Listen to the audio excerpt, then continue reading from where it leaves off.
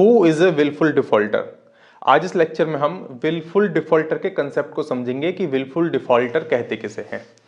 तो सपोज करो कोई एक पर्सन है, उसने बैंक से लोन लिया है, तो उस पर्सन को हम बोलेंगे बोरोवर, उस पर्सन को हम बोलेंगे बोरोवर। और उसने क्या किया है, उसने किसी एक बैंक से लोन लिया है। अब सपोज करो कि वो 90 डेज तक लोन सर्विसिंग नहीं कर पाता।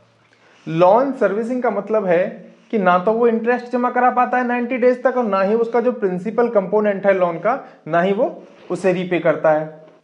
वो अपनी लोन सर्विसिंग में क्या हो गया, डिफॉल्ट कर गया, फेल हो गया। तो उसका जो लोन है, उसका लोन तो बन गया नॉन परफॉर्मिंग एसेट्स, एनपीए।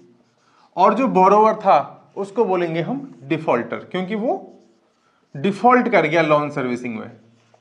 अब उसका ये डिफॉल्ट है, ये भी हो सकता है कि उसकी जॉब चली गई हो, ये भी हो सकता है उसका बिजनेस डूब गया हो, जॉब लॉस हो गया हो, बिजनेस लॉस हो गया हो, इस वजह से उसने डिफॉल्ट किया है। लेकिन दूसरी कैटेगरी आती है विलफुल डिफॉल्टर्स की। अब विलफुल डिफॉल्टर्स वो हैं कि जो कैपेबल तो है, फाइनेंशियली कैपेबल तो है रिपे करने की, लेकिन वो इच्छुक नहीं है, they are not willing to repay the loan. उनको हम बोलते हैं विलफुल डिफॉल्टर।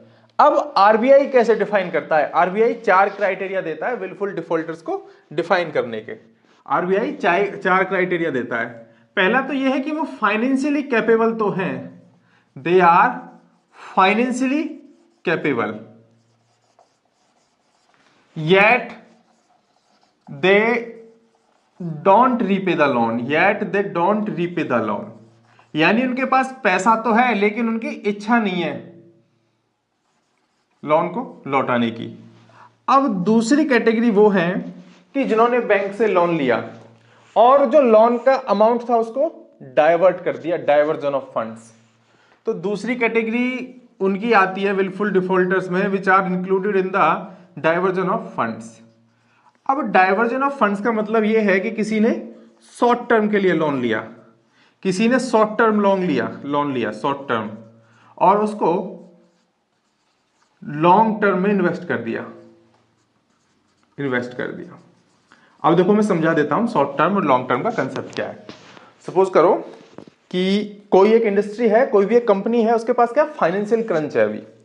अभी उसके पास उसका जो स्टाफ है, उसको जो वर्किंग कैपिटल चाहिए, स्टाफ की सैलरी पेमेंट करनी है, कोई मशीनरी है, कोई डैमेज हो गया तो रिपेयर करानी है, यानी उसको जो वर्किंग कैपिटल चाहिए अभी उसके पास वो नहीं है।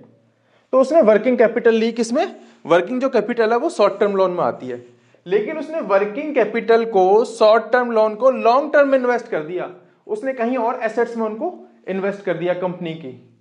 तो इसको हम बोलते हैं डाइवर्जन ऑफ फंड्स। तो दूसरी कैटेगरी में कौन आते हैं? दूसरी कैटेगरी में आती है वो जो फंड्स को डाइवर्ट कर देते हैं, यानी जिस पर्पस से लिया था उस पर्पस से उसको यूज नहीं करके किसी दूसरे पर्पस में यूज कर रहे हैं।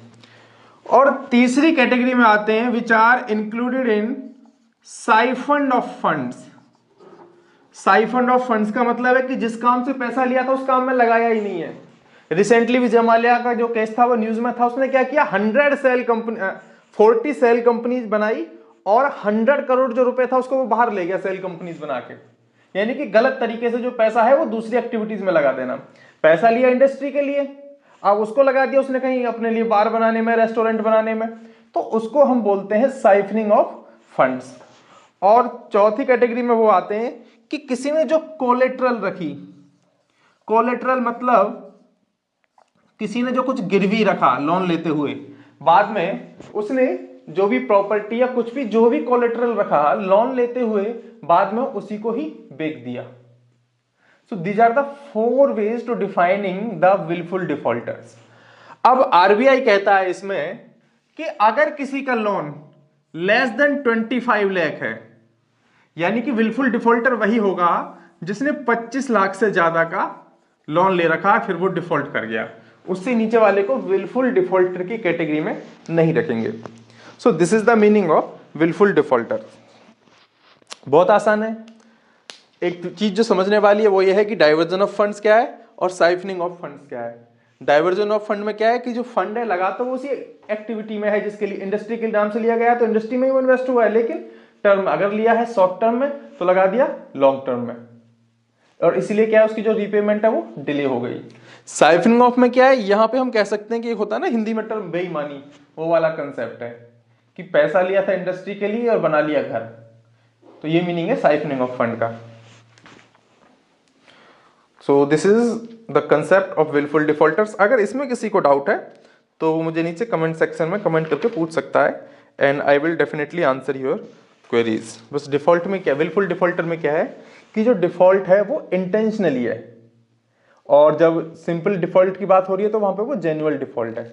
लेकिन बैंक ये इसलिए डिस्क्रिमिनेट करता है कि क्योंकि कई बार बैंक विलफुल डिफॉल्टर असाइन करने से पहले उसका जो पीछे रीपेमेंट ऑफ लोन की जो ट्रैक हिस्ट्री है वो भी देख लेता है, इसलिए बैंक डिफरेंशिएट करता है between the defaulter and the willful defaulter. So it was all about this concept. Thank you friends.